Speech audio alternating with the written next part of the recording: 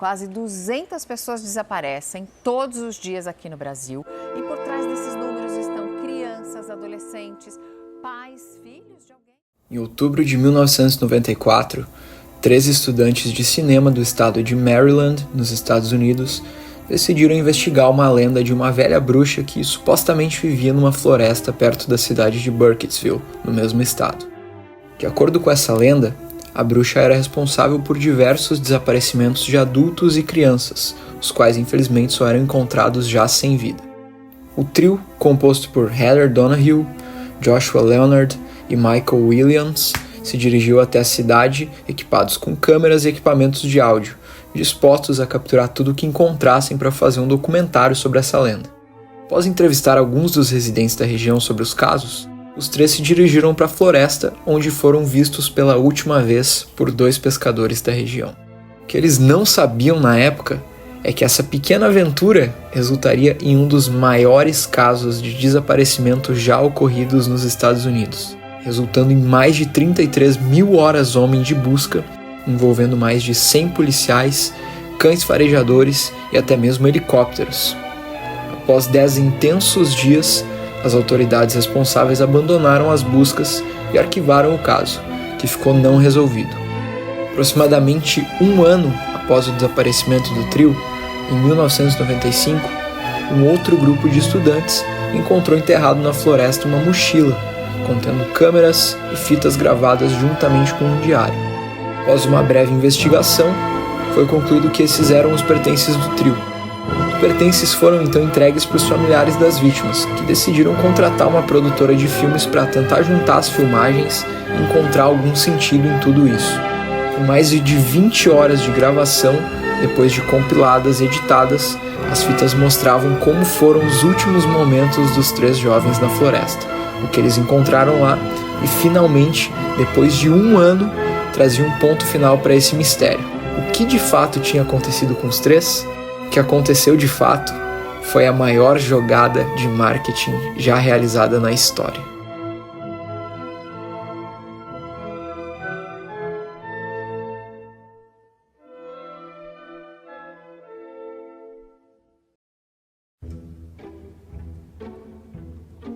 Você deve estar se perguntando, tá, mas espera aí, primeiro era um caso de desaparecimento e agora você está falando em jogada de marketing? Como assim? Calma, eu vou explicar. Como já dizia o velho ditado, a propaganda é a alma do negócio. Se eu tentasse te vender essa lata, sem nenhuma outra informação sobre ela, tu certamente não pagaria nada por ela.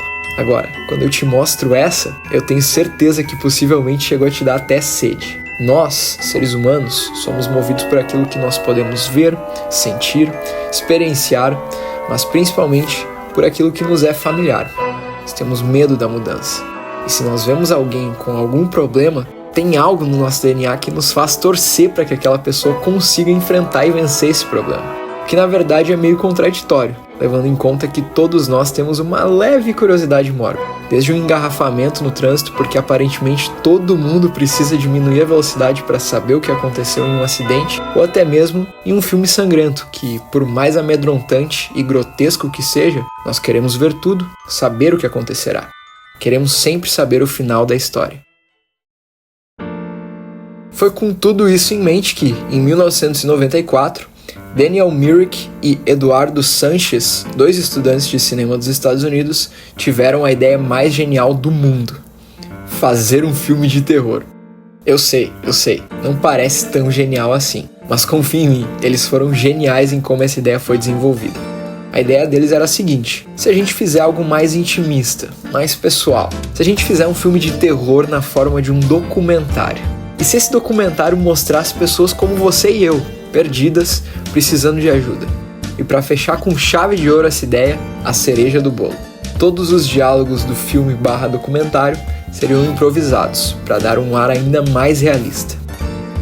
Mas, como nem tudo são flores, os 2 já de cara encontraram um grande problema. Como 2 estudantes basicamente desconhecidos iriam vender essa ideia, fazer as pessoas quererem assistir isso? Para sorte deles, para resolver esse grande problema, na época havia algo começando a se popularizar. The Internet! Com a chegada dos primeiros navegadores web, dos computadores domésticos, muita gente estava começando a ter acesso à internet nessa época. Os diretores então criaram um site, onde eles começaram a escrever sobre a lenda de uma mulher que teria supostamente assassinado algumas crianças no ano de 1785, em um vilarejo conhecido na época como Blair, e por conta disso, teria sido queimada em uma fogueira, nascendo então a lenda da Bruxa de Blair. Segundo a lenda, ao longo dos anos, outras mortes e desaparecimentos aconteceram, tanto de adultos como de crianças, onde corpos foram encontrados amarrados uns aos outros de uma maneira estranha. Um velho supostamente assassinava crianças em um porão, enquanto outras eram obrigadas a ficar no mesmo quarto ouvindo tudo e olhando para a parede. E por fim, o caso de 3 estudantes, que foram gravar um documentário na floresta sobre isso tudo e que desapareceram, se perdendo na floresta, deixando para trás somente as filmagens do que viram. E todos esses casos pareciam estar ligados à suposta maldição da bruxa. Esses casos seriam alguns dos mais bizarros e uns dos maiores mistérios dos Estados Unidos, se eles fossem verdade. Mas o que de fato é a verdade, se não aquilo que alguém realmente acredita, mesmo que seja mentira? Afinal de contas, como também diz o ditado, uma mentira contada 1000 vezes se torna verdade.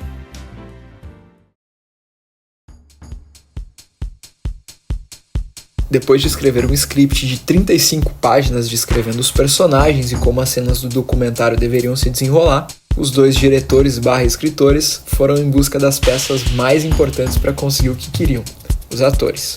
O problema é que, para que o plano pudesse ser colocado em prática, eles precisavam de atores basicamente desconhecidos, e é aí que entram os 3 estudantes que eu citei no início do vídeo. Caso ainda não tenha ficado claro, não, ninguém morreu ou desapareceu de verdade, tá? Não houve nenhuma busca de 10 dias com helicópteros nem nada do gênero. Os 3 estudantes não desapareceram de verdade. Eles eram atores escolhidos a dedo em uma seleção de mais de 2.000 pessoas, os quais foram escolhidos, dentre outros fatores, principalmente pela sua alta capacidade de improvisação e habilidade em manusear câmeras e equipamentos de áudio. Em 1997, então, as filmagens, que duraram apenas 8 dias, se iniciaram. Muito embora tudo até o momento tenha parecido fácil e eu tenha recém dito que as filmagens duraram apenas, entre aspas, 8 dias, essa parte foi a mais difícil até o momento. Por quê? Porque os 3 atores foram instruídos a ficar 24 horas por dia no personagem enquanto gravavam. E as gravações aconteceram de fato no meio do mato mesmo, onde eles precisavam acampar em barracas durante a noite, tinham acesso limitado a comida e mantimentos, e o mais louco de tudo, os próprios atores é que gravaram o documentário, justamente para passar esse ar mais realista e pessoal que eles queriam para o filme.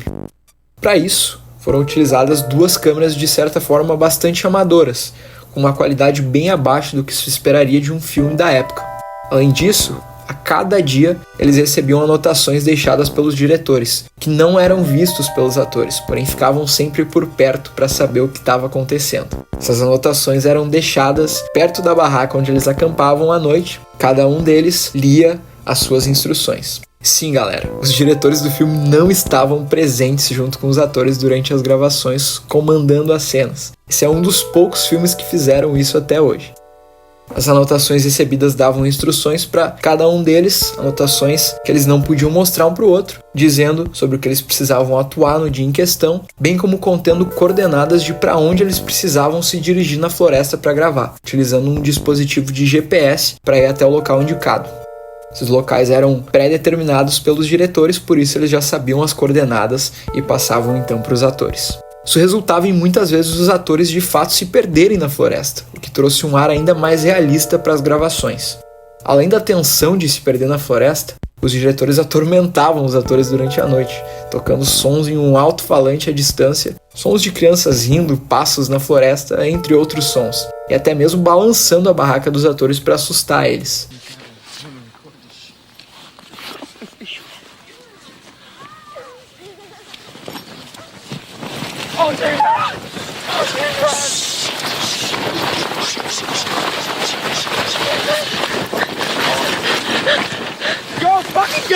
Isso sem contar o fato de que a cada dia que se passava, os diretores deixavam menos e menos mantimentos para os atores, fazendo com que eles ficassem realmente irritados pela fome e ficassem com uma extrema vontade de realmente ir embora logo.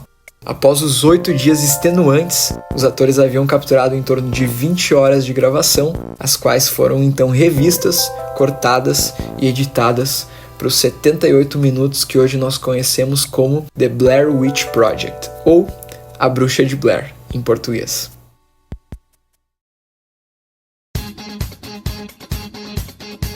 Finalmente, em 1999, então, o filme foi mostrado pela primeira vez no Festival de Filmes Independentes Sundance, nos Estados Unidos.